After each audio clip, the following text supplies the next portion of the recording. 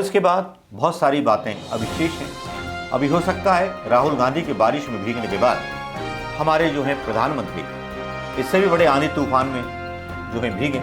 लोग social media पर ऐसी बातें कर रहे हैं। अर्जुन खड़गे ने प्रधानमंत्री के अलावा हर बड़ा प्रशासनिक पद संभाला है।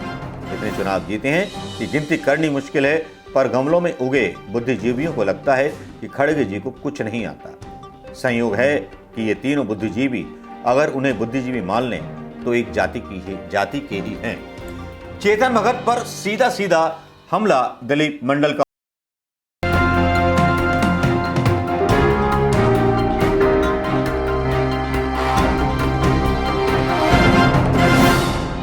दोस्तों नमस्कार। जैसे कि सोशल मीडिया पर और हर जगह ये चर्चा चल निकली है, और खास तौर पे गोदी मीडिया के अंदर गोदी मीडिया के समर्थक पत्रकार जो हमेशा दावा कर रहे हैं कि मल्लिकार्जुन सही या फिर जो हैं अपने दूसरे जो हैं शशि थरूर सही, इसी बात को लेकर के एक बहस छेड़ दी गई है। आपको तो पता है कि शशि थरूर ने बड़े प्रोफेशनल तरीके से अपना चुनाव प्रचार अभियान शुरू कर दिया है। वो सपने दिखा रहे हैं कि कांग्रेस को बदलेंगे, कांग्रेस में कुछ ऐसे बदलाव करेंगे कि जिसमें वो कांग्रेस के मुख्य स्ट्रीम मतलब छोटे से छोटे कार्यकर्ताओं को जोड़ पाएं। लेकिन समझ में ये नहीं आता कि शशि थरूर जो हैं मंत्री रहते हुए या सांसद रहते हुए कितने आम कार्यकर्ताओं के साथ उनका जुड़ाव है या उनका आपस में लगाव है, ये समझ में नहीं आता। यहां पर जो है मोदी जी के सबसे बड़े खास चेतन भगत का एक आर्टिकल भी आता है जिसमें वो मल्लिकार्जुन खड़गे को बिल्कुल मतलब नाकाम बताते हैं, सब कुछ बताते हैं। लेकिन इसके जवाब में उस आर्टिकल को जो है ट्वीट करते हुए दिलीप मंडल जो हैं लिखते हैं, मल्लिकार्जुन खड़गे ने प्रधानमंत्री के अलावा हर बड़ा प्रशासनिक पद संभाला है। इतने चुनाव जीते हैं कि गिनती करनी मुश्किल है, पर गमलों में उगे बुद्धिजीवियों को लगता है कि खड़गे जी को कुछ नहीं आता। संयोग है कि ये तीनों बुद्धिजीवी अगर उन्हें बुद्धिजीवी मान लें तो एक जाति के ही हैं। चेतन भगत पर सीधा सीधा हमला दिलीप मंडल का होता है, और जो आर्टिकल डाला जाता है वो अपने आप में एक अलग है। लेकिन उससे पहले मैं ये कहना चाहूँगा कि ये बहस वाकई में छिड़ी हुई है कि शशि थरूर जो एक प्रोफेशनल तरीके से अपना चुनाव प्रचार कर रहे हैं, तो शशि थरूर के समर्थन में मोदी जी के सबसे बड़े समर्थक लेखक चेतन भगत क्यों आ गए। ये वही चेतन भगत हैं जिन्होंने मोदी जी को काफ़ी आगे तक बढ़ाया था, उनके बारे में काफ़ी लेख लिखे थे, उनकी उपलब्धियों के बारे में काफ़ी लेख लिखे थे। ये वही चेतन भगत हैं जो मोदी जी को सबसे बड़ा प्रधानमंत्री और सबसे बड़ा कामयाब प्रशासक साबित करने में लगे हुए थे। इनके कई आर्टिकल्स आप मोदी जी के लिए पढ़ सकते हैं, गूगल कीजिए, मिल जाएंगे। लेकिन जब इनकी एंट्री कांग्रेस के चुनाव में शशि थरूर वर्सेस मल्लिकार्जुन खड़गे के चुनाव के बीच होती है और जो आर्टिकल वो डालते हैं, तो लगता है कि कहीं ना कहीं शशि थरूर को भारतीय जनता पार्टी का सपोर्ट है कि कांग्रेस को किस तरह तोड़ा जाए। आर्टिकल होता है, लिखा होता है कि थरूर हारे तो कांग्रेस की जीत नहीं हो सकेगी। ये आर्टिकल है उनका जिसमें ये लिखते हैं कि शशि थरूर हारे तो कांग्रेस की जीत नहीं हो पाएगी। आर्टिकल के कुछ अंश पढ़ के यहाँ बताना चाहूँगा जो चेतन भगत लिखते हैं। अब जब मल्लिकार्जुन खड़गे को अनाधिकृत रूप से कांग्रेस अध्यक्ष पद के चुनावों के लिए अधिकृत उम्मीदवार बताया जा रहा है, तो अनेक लोग कह रहे हैं जो बात बनी नहीं जिसके लिए चुनाव कराए जा रहे थे। अध्यक्ष पद के दूसरे प्रत्यक्ष और वैध उम्मीदवार शशि थरूर के बारे में माना जाता है कि उन्हें अधिकृत रूप से आशीर्वाद प्राप्त नहीं है। यहाँ जाहिर है अधिकृत शब्द से आशय है परिवार के द्वारा स्वीकृत। और एक अधिकृत उम्मीदवार बनने के लिए किन किन गुणों को जरूरत है। सबसे पहला गुण यह है कि परिवार के प्रति अनेक वर्षों पुरानी वफादारी होनी चाहिए। दूसरा यह है कि आप सार्वजनिक रूप से अपने विचार व्यक्त नहीं कर सकेंगे, विशेषकर वे जो परिवार के अनुरूप ना हो या जरा भी विवादास्पद हो। तीसरा यह है कि खुद को चमकाने की कोई ज़्यादा जरूरत नहीं है। संक्षेप में कहें तो अपने भीतर के मनमोहन सिंह को जगाइए। इस चेतन भगत की अब भी आत्मा नहीं खुल रही। जिस मनमोहन सिंह, पहली बात तो ये कॉन्ट्राडिक्टरी यहीं पे हो जाता है चेतन भगत का जो आर्टिकल है कि जिस तरह की सोनिया गांधी के खिलाफ और आला कमान के खिलाफ बगावत देखने को मिल रही है, उससे साफ साफ जाहिर हो जाता है कि सोनिया गांधी का पार्टी पर पहले से ही 2014 से ही होल्ड नहीं है। 2009 में था, 2014 के बाद होल्ड नहीं है सोनिया गांधी का। जो उनके करीबी लोग सलाह देते थे, गुलाम नबी आज़ाद उसमें से मुख्य थे, वो पार्टी छोड़ करके जा चुके हैं। भारतीय जनता पार्टी उनको राज्यसभा अध्यक्ष बना चुकी है। परिवार का एक अधिकृत उम्मीदवार होना अच्छी बात है, खासतौर पर जब परिवार देश में बहुत लोकप्रिय हो, आपको कोई अच्छा ओहदा और उसके फायदे मिलें, जबकि परिवार अपनी लोकप्रियता को कायम करने के लिए, अपने वोटों को अपनी ओर खींचने के लिए मुश्किल काम करता रहेगा। मतलब उसके अंदर है ही नहीं।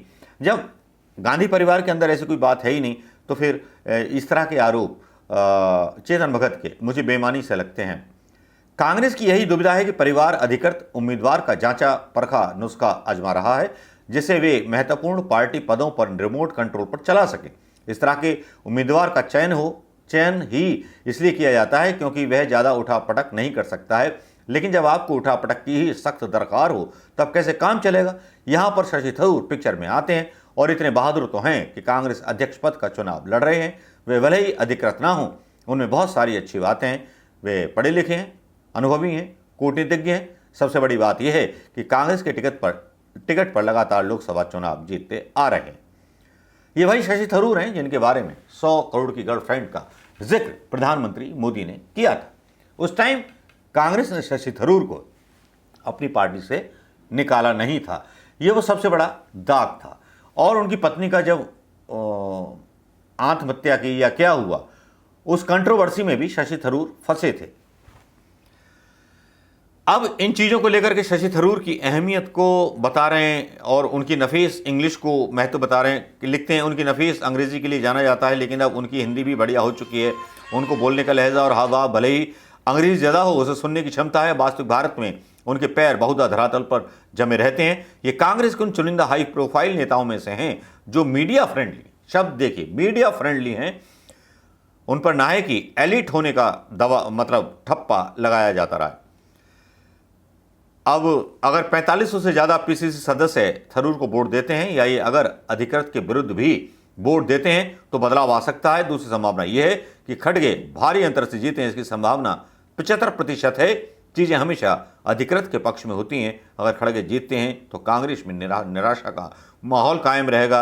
अलबत्ता थरूर को तब भी एक हीरो की तरह देखा जाएगा क्योंकि उन्होंने बदलाव की बात कही। तो बदलाव की बात तो थरूर साहब जीतने के बाद या हारने के बाद मल्लिकार्जुन खड़गे या कांग्रेस अध्यक्ष जो बनेंगे उनके साथ कर सकते हैं।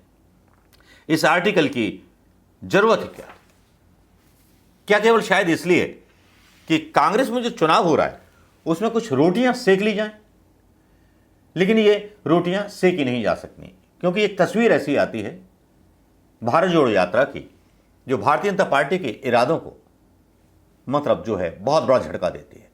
एक छोटी सी बच्ची चिल्लाती हुई जाती है राहुल राहुल पुकारते हुए और राहुल को आवाज देती है और राहुल गांधी उसको आकर के उठाते हैं। पहले ये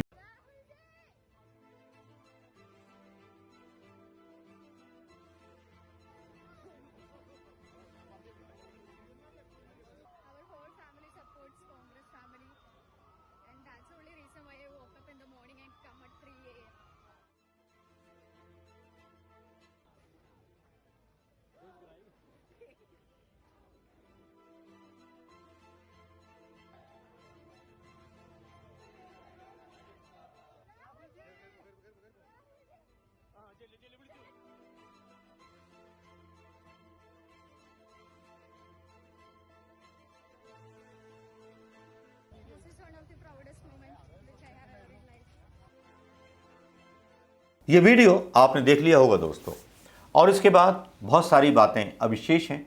अभी हो सकता है राहुल गांधी के बारिश में भीगने के बाद हमारे जो हैं प्रधानमंत्री इससे भी बड़े आंधी तूफान में जो है भीगें। लोग सोशल मीडिया पर ऐसी बातें कर रहे हैं। कुछ लोगों ने राहुल गांधी के समुद्र में तैरने वाले वीडियो भी सोशल मीडिया पर डाले हैं।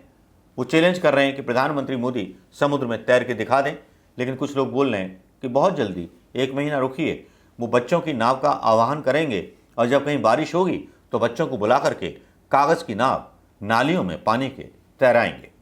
इसका मतलब समझ जाइएगा, मतलब बहुत गहरा है, राजनीति से भी जुड़ा हुआ है और चेतन भगत जैसे चमचे जो लाए जाते हैं सोशल मीडिया पर अफवाह फैलाने के लिए, तो अफवाहों को जानिए और सच्चाई को जानिए।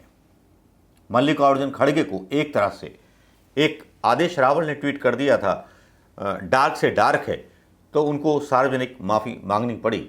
एक तरह से चेतन भगत ने मल्लिकार्जुन खड़गे को एक दलित के नाते बेइज्जत किया है, तो इसकी माफ़ी इनको मांगनी चाहिए। उनके नेतृत्व पर, उनके चुनाव जीतने पर सवाल उठाए हैं, तो माफ़ी मांगनी चाहिए चेतन भगत को। मेरा ये कहना है। क्या और कोई सोशल मीडिया पर इसकी वकालत करेगा? क्या मेरी मांग का समर्थन करेगा? नमस्कार, जय हिंद दोस्तों।